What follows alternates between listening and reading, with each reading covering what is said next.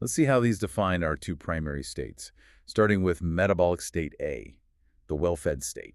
The definition here is simple. It's just elevated glucose in the bloodstream right after a meal. And that glucose signal goes straight to the pancreas, which replies with the powerful storage signal, insulin. Yes, insulin is the ultimate anabolic hormone. Job one is to clear that glucose from the blood, so it immediately increases the uptake, especially by muscle and fat tissue. And it's the master switch for storage in the liver, right? Walk us through that. In the liver and muscle, insulin sends a twofold command. First, it activates glycogen synthesis. That's taking the glucose units and chaining them together. Right, into stored carbohydrate, or glycogen. Second, and this is key, it inhibits the breakdown of existing stores, a process called glycogenolysis. If new sugar is coming in, there's no reason to dismantle the inventory. So you're maximizing storage and you're putting the brakes on breakdown all at once. What about fat tissue? A very similar effect. Insulin ramps up triacylglycerol synthesis, so you're making and storing fat. And crucially, it locks down that stored fat by blocking a key enzyme. It's called hormone-sensitive lipase. We don't need to remember the name. No, but remember what it does. It's the master switch for dissolving fat stores. When insulin is high, that switch is locked firmly in the off position. Okay, that system is incredibly efficient. All energy is moving inward. But the brain is always the exception. In this well-fed state, what's it doing? The brain is the ultimate energy hog. It doesn't need insulin to get glucose. It just takes what it wants from the abundant supply in the blood. And when glucose is available, it uses it like premium fuel. Oxidizing it all the way to CO2, producing a massive amount of energy. A huge return. 38 ATPs per glucose molecule. It's operating at peak efficiency. That's peak operation. But as soon as those glucose levels start dipping, the body has to flip the switch. Yeah. We transition now to metabolic state B, the fasting state. And this state gets triggered whenever blood glucose falls. So after an overnight fast or just a long period without eating, the body just cannot tolerate low blood sugar. Especially for the brain. Exactly. So the storage signal, insulin, has to drop and the counter signals have to rise. So low glucose triggers glucagon from the pancreas. Correct. And at the same time, that nervous system input kicks in, so the adrenal glands start producing cortisol, epinephrine, and norepinephrine. All four of these are now working together to raise blood glucose. So the body shifts from being a storage depot to an internal factory. What's this factory making? Well, the liver becomes the primary glucose supplier for the whole body. Glucagon and epinephrine stimulate two major processes. First is glycogenolysis. Breaking down those glycogen reserves we just stored, like eating your own stored carbs. That's the rapid response. But once those reserves run low, say 12 to 24 hours in, Then what? then the liver activates its second critical process, gluconeogenesis. This is literally making new glucose From scratch. from scratch. From non-carbohydrate sources like lactate, glycerol, and even amino acids from broken down muscle protein.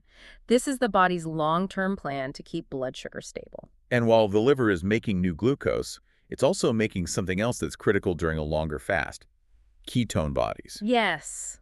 Ketones are an alternative fuel source made from fatty acids. And the reason the body needs them is that while your muscles and liver can easily switch to running on fat, the brain can't. And why is that? That seems like a really important limitation. It comes down to the blood-brain barrier. Fatty acids are just too big to cross it easily to fuel the brain's neurons. So during a fast, the brain is limited. It can only use glucose and these ketone bodies. So the rest of the body, the muscles, the heart, they switch to fatty acids to spare what little glucose is left for the brain. Exactly. And the ketones provide that crucial backup fuel. Let's circle back to that nervous system input here because it feels so relevant to modern life.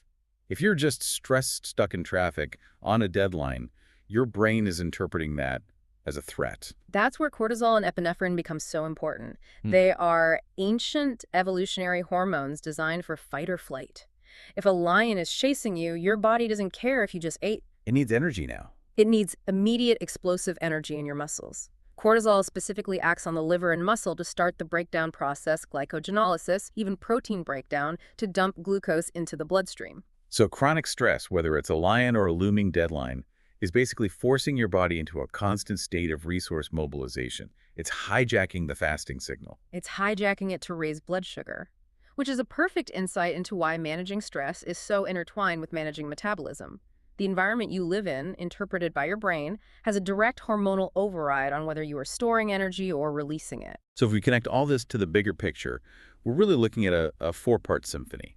Insulin, glucagon, epinephrine, and cortisol, all working to regulate blood glucose. It's the essence of homeostasis. You have insulin, the storage chief, promoting uptake and building glycogen and fat after a meal, driving down high blood glucose. And then you have the restoration crew.